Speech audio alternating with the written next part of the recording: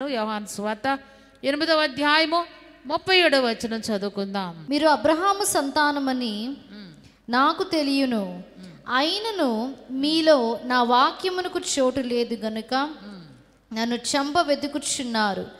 నేను నా తండ్రి యొద్ద చూచిన సంగతులే బోధించుచున్నాను. ఆ ప్రకారమే మీరు మీ తండ్రి యొద్ద వినిన వాటిని జరిగించుచున్నారని వారితో చెప్పాను. చాలండి. తర్వాత మరి ఈ వాక్యము ఆ వాక్యములో ఉన్నటువంటి మాటలను మనము చూసినప్పుడు పైన వ్రాయబడిన మాట ఏంటంటే 33వ వచనములో వారు మేము అబ్రహాము సంతానము, మేము ఎన్నడను ఎవరికిని దాసులమై ఉండలేదే, మీరు స్వతంత్రులుగా చేయబడుదురని ఎలా చెప్పుచున్నావని ఆయనతో అనిరి. అందుకు యేసు, పాపము చేయు ప్రతివాడును పాపమునకు దాసుడని మీతో నిశ్చయముగా చెప్పుచున్నాను.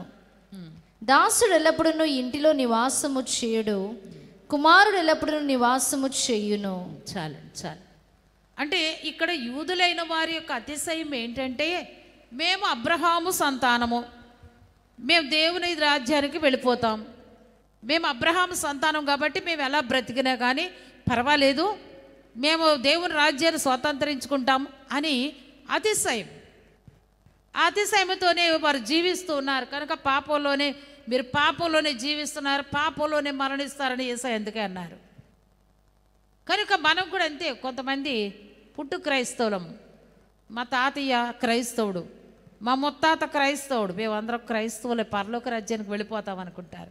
విశ్వాసం లేకపోయినా పర్వాలేదు, ఆరాధనకు వెళ్ళకపోయినా పర్వాలేదు, ప్రార్థనకు వెళ్ళకపోయినా పర్వాలేదు, మనం ఏం చేయకపోయినా పర్వాలేదు, వాక్యం చదువుకోకపోయినా పర్వాలేదు, వెళ్ళిపోతామని అతిశయం ఎప్పుడు కూడా మనల్ని ఏం చేస్తుందట, దిగజారుస్తుంది. కనుక మనల్ని పరలోకానికి ఎక్కి వెళ్ళేటట్టుగా చేయదని చెప్పి ప్రభు తెలియచేయుచున్నారు. కనుక దేవుని పిల్లలారా, వారి అతిశయముతో మాట్లాడుచున్న మాటలకు ప్రభు అంటున్నారు 37వ వచనంలో, మీరు అబ్రహాము సంతానమని నాకు తెలియను, ఆయనను మీలో నా వాక్యమునకు చోటు లేదు. అబ్రహాము సంతానమని తెలుసు కానీ నా వాక్యమునకు మీలో చోటు లేదు. చాలామంది వాక్యం తెలుసుకోవట్లేదు.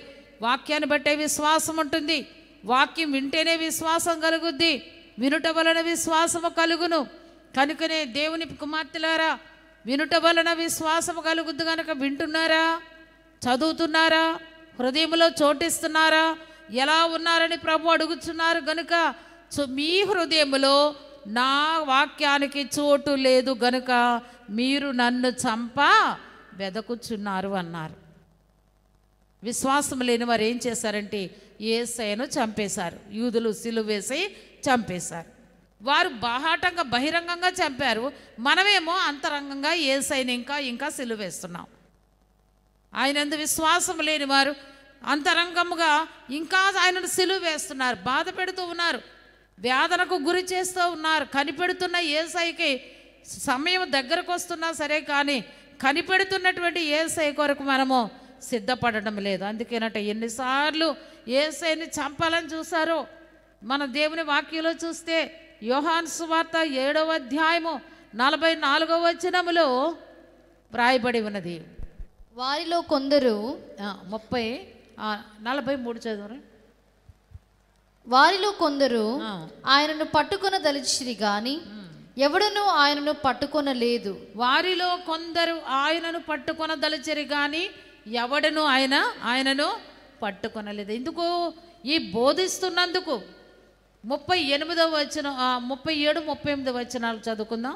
అదే అధ్యాయము 7వ అధ్యాయం 7వ అధ్యాయం. ఆ పండుగలో మహాదినమైన అంత్యదినమున యేసు నిలిచి, ఎవడైనను దప్పికొనిన ఎడల నా యొద్దకు వచ్చి దప్పి తీర్చుకొనవలెను.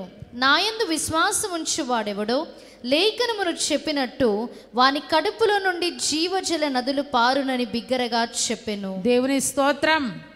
ఎవరికైనా దప్పిక వేస్తే, వాక్యం అనే దప్పిక, జీవజలముల ఊటను నేను సేవించాలంటే జీవజలమనగా దేవుని వాక్యమే.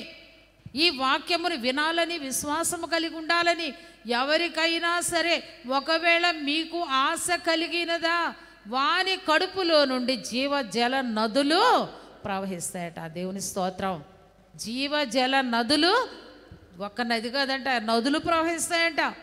అంత గొప్ప విశ్వాసము కలిగిన వారిలో నుండి దప్పిక, వాక్యమనే జీవజలము తాగాలని ఎవరికైతే ఆశ ఉన్నదో వారి కడుపులో నుండి జీవజల నదులు ప్రవహిస్తాయట. తన యందు విశ్వాసం ఉంచి వారు పొందబోవు ఆత్మను గూర్చి ఆయన ఈ మాట చెప్పెను. ఎవరైతే విశ్వాసము కలిగి ఉండాలనుకుంటారో వారిని గూర్చి ఈ మాట యేసయ్య చెప్పారు.